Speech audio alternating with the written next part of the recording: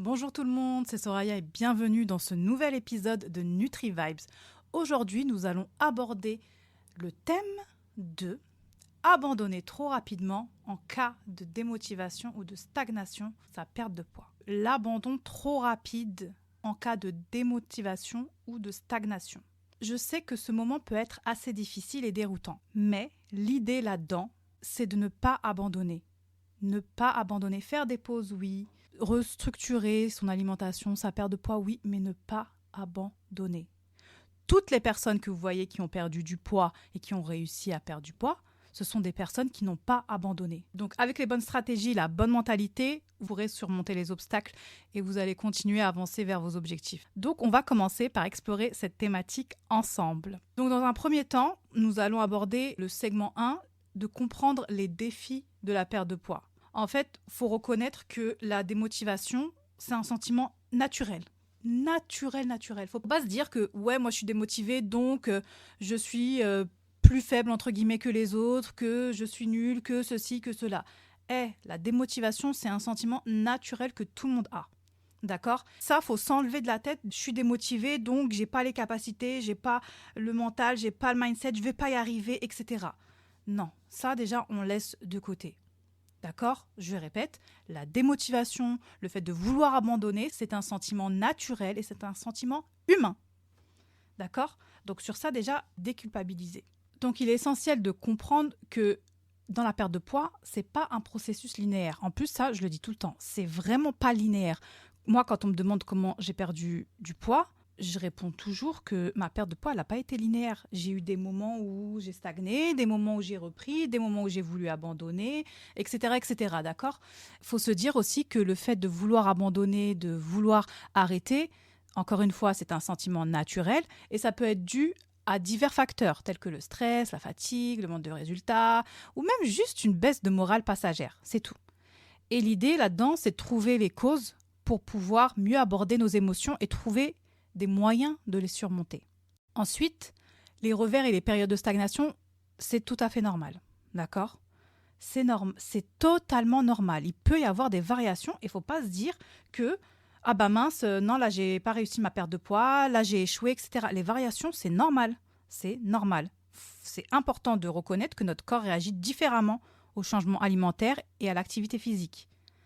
D'accord ? Nous sommes tous différents, donc l'idée là-dedans, c'est de ne pas se dire que ouais, elle a perdu 10 kilos en un mois, moi j'ai pas réussi, pourquoi ?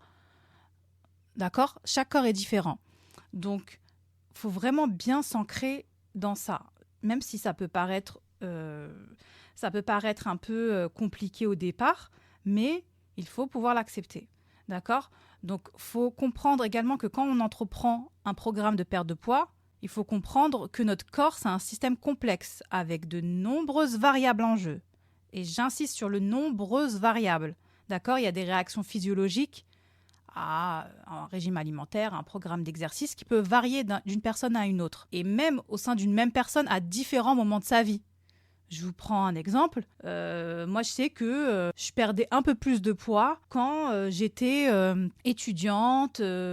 Alors, je parle en mon nom, hein, mais quand je me souviens que j'étais à la fac, etc., c'était un peu plus simple de perdre du poids que maintenant, par exemple. Alors qu'en période de stress, moi, je sais que, par exemple, je vais avoir plus de mal à perdre du poids. Et en fait, ça dépend, d'accord ? Donc, c'est normal de rencontrer des obstacles dans le chemin de la perte de poids. C'est normal, vraiment, c'est normal. Et moi, au début, c'est ce que je me disais, je dis non, mais c'est pas normal. Pourquoi moi, j'arrive pas à perdre du poids ? Les gens, ils arrivent en 2-2.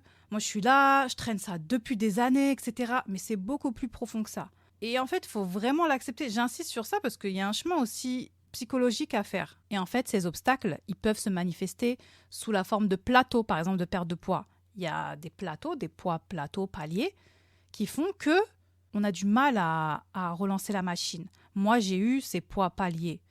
Je sais que le chiffre 120 kilos, ça a été un poids palier. J'ai eu énormément de mal à bouger des 120, alors que j'avais perdu auparavant beaucoup de poids. Mais 120, non, ça bougeait pas. Et du coup, moi, ce que j'ai compris par la suite, c'est que mon corps, il s'est adapté. Bah ouais, depuis des mois et des mois, je l'entraîne à faire ce programme sportif, à manger tel aliment, à manger telle catégorie d'aliments, etc., en fait, mon corps, il s'est adapté et j'étais super contente déjà d'avoir pu perdre près de 30 kilos, mais j'en avais encore à perdre. Sauf que mon corps a voulu me dire « Ok, je me suis adaptée, c'est bon, je m'arrête. » Vous voyez ? Donc, en fait, il ne faut pas se décourager. Quand on est face à des revers, on ne se décourage pas dans sa perte de poids. Sinon, moi, je serais restée à 120 kilos. Je serais restée à 120 kilos, c'est mon poids palier. Mon corps, il ne veut pas bouger de 120 kilos. Il s'est adapté, je reste à 120 kilos. Donc là, on va adopter une perspective plus à long terme et reconnaître que la perte de poids, c'est un processus graduel où il faut prendre son temps.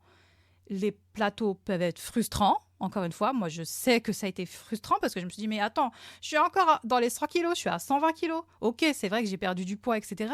Mais je suis quand même encore à 120 kilos. Et c'était hyper frustrant. Je me suis dit, mais attends, tous ces efforts que j'ai faits pour, au final, être encore en obésité. Mais ça ne veut pas dire que c'est une indication que nos efforts sont vains. Ces périodes de stagnation, elles sont là pour être des occasions d'apprentissage, de croissance, pour nous permettre d'évaluer et de réévaluer nos habitudes et de trouver de nouvelles stratégies pour continuer à progresser vers nos objectifs. Donc d'accord, j'insiste sur une autre chose, c'est qu'il faut se rappeler que la perte de poids, ça ne se résume pas uniquement à un chiffre sur la balance. C'est un bien-être global, d'accord ? Il y a plusieurs facteurs. Je trouve que c'est important de prendre une approche assez holistique de cette perte de poids, du bien-être, etc. Parce que au-delà du chiffre sur la balance, déjà, moi, je vous en parle souvent des mesures, des meilleurs indicateurs. Je pense que les mesures, c'est criant de vérité. Mais après, voilà, il faut aussi regarder un petit peu, est-ce que nos habitudes ont changé ? Est-ce que notre manière de penser a changé ? Est-ce que notre qualité de sommeil est meilleure ? Est-ce que notre estime de soi est meilleure ? Est-ce que notre humeur, etc., etc. Vraiment de le prendre en globalité. Et non pas juste se focus sur le chiffre sur la balance. Donc, je résume ce premier point. C'est normal de rencontrer des revers. C'est normal d'avoir des périodes de stagnation. C'est normal d'avoir des périodes de stagnation. Mais ce qui importe le plus, c'est notre capacité à persévérer malgré ces défis et de rester engagé vers nos objectifs. D'accord ? Maintenant qu'on connaît tout ça, là, on se dit, l'abandon trop rapide en cas de stagnation, ça peut être une erreur très coûteuse. Notre corps peut parfois entrer dans des phases de plateau où la perte de poids ralentit et semble complètement s'arrêter. Même si on continue à suivre les mêmes régimes et de faire l'exercice quotidiennement, en fait, ces plateaux, écoutez-moi bien, ces plateaux sont souvent causés par des ajustements métaboliques et hormonaux naturels. Ils sont une partie normale du processus de perte de poids. Et ignorer cette réalité scientifique et abandonner en cas de stagnation peut compromettre nos progrès à long terme. D'accord ? C'est quelque chose de normal. L'adaptation métabolique, c'est quelque chose de normal. Comme je vous ai dit précédemment, moi, à 120 kg, mon poids ne bougeait plus. Sur le plan psychologique, l'abandon précoce en cas de stagnation, ça peut être aussi le résultat d'une frustration, d'un découragement et d'une perte de motivation. Quand on ne voit pas les résultats escomptés, malgré nos efforts, c'est facile de se sentir dépassé, de remettre en question notre capacité à réussir. Et cette frustration, elle nous amène à abandonner nos objectifs. Et moi-même, j'ai été, encore une fois, comme je vous ai dit, confrontée à de nombreuses périodes de stagnation.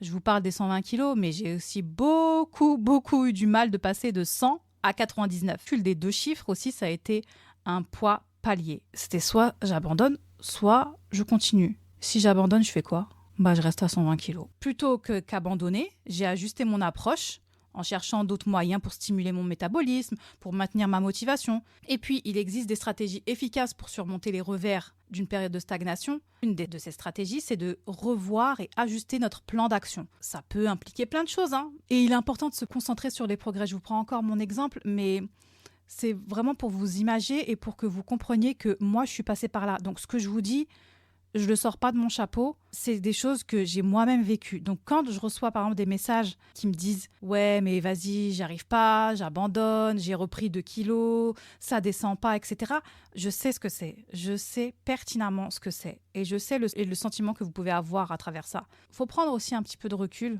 et voir aussi constater les améliorations un peu globales plutôt que le chiffre sur la balance. Le fait que vous deveniez un peu plus sportive. Donc, il faut rester fidèle à nos objectifs et ne pas laisser la frustration nous décourager. En modifiant notre régime alimentaire, en intensifiant un programme sportif ou juste en cherchant des sources de soutien supplémentaires, on peut surmonter les plateaux et continuer à progresser vers une perte de poids durable. Je vais vous donner quelques idées pour surmonter les périodes de stagnation. Donc premièrement, réévaluer l'apport calorique. Comme je vous disais, notre corps s'adapte à notre régime alimentaire actuel, ce qui peut entraîner une stagnation dans notre perte de poids. Donc d'accord, en réévaluant notre apport calorique, en ajustant nos portions, nos choix alimentaires, on peut relancer la perte de poids. On varie les types d'exercices. On incorpore de nouveaux types d'activités physiques. Moi, je sais que par exemple, j'ai changé dans mon plateau. Je me suis mise au HIIT, entraînement en intervalle à haute intensité. Voilà, je me suis mis à la muscu, etc. Donc juste vous apportez un nouvel élan à votre programme. Vous augmentez l'activité physique au quotidien. Marcher un peu plus, faire du vélo le dimanche, faire des pauses actives au travail. Vous voyez, des petites choses comme ça. Vous priorisez le sommeil et la récupération. Donc vous essayez d'avoir un sommeil de qualité.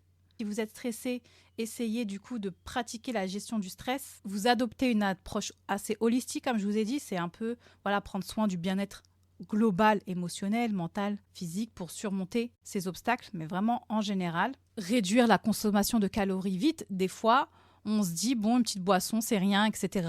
Les boissons sucrées, les jus de fruits, etc. Mais ça peut rajouter des calories vides à notre alimentation. Voilà, nous arrivons à la fin de cet épisode. J'espère que vous avez trouvé des conseils utiles et inspirants. Rappelez-vous que la perte de poids est un voyage qui comporte des hauts et des bas.